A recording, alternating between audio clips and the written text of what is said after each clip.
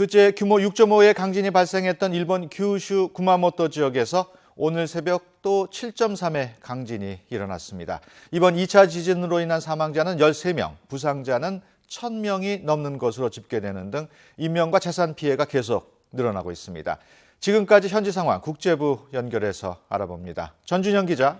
네, 국제부입니다. 네, 1시간 전에는 2차 지진 사망자가 9명이라고 전해드렸는데 인명 피해가 계속 늘어나고 있군요.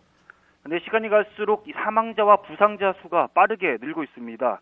지진은 오늘 새벽 1시 25분쯤 일어났는데요. 발생 지점은 구마모토시 동북쪽 9km, 진원의 깊이는 10km입니다.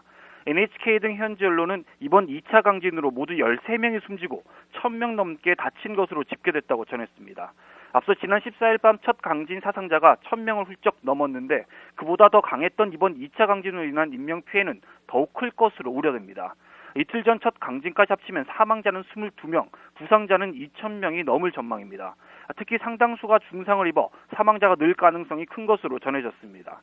또 20만 채가 넘는 가옥 등의 전기 공급이 끊겼고 제방 붕괴 위험 등으로 주민 피난 지시가 내려졌습니다. 구마모토 공항은 오늘 종일 폐쇄돼 모든 비행기 운항이 중단됐습니다. 구조 작업은 어떻게 진행되고 있습니까?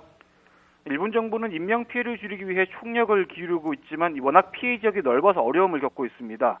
일본 정부는 일단 구조 지원을 위해 자위대 파견 규모를 2만 명 선까지 늘리기로 했습니다. 아베 신조 총리는 피해가 광범위한 지역에 걸쳐 있을 가능성이 있다며 구명과 구조에 전력을 다하라고 지시했습니다. 스가 관방장관도 심대한 피해가 난 것으로 보인다면서 주민 고립이 53건, 무너진 가옥에 매몰된 경우는 23건이라고 밝혔습니다. 특히 도카이 대학 아소 캠퍼스 부근에서는 2층 건물 6개 동이 무너져 대학생들이 매몰된 것으로 추정됩니다. 구조대원들은 매몰이 확인된 9명 가운데 3명을 구출해냈지만 나머지 6명은 아직도 건물 더미 속에 있는 것으로 전해졌습니다. 게다가 지금도 여진이 계속 잇따르고 있어서 추가 지진에 대한 불안감이 가시지 않고 있습니다. 오늘 새벽 2차 강진 발생 뒤 오전 6시까지 진도 2에서 6 사이의 여진이 70차례 정도 뒤따랐습니다.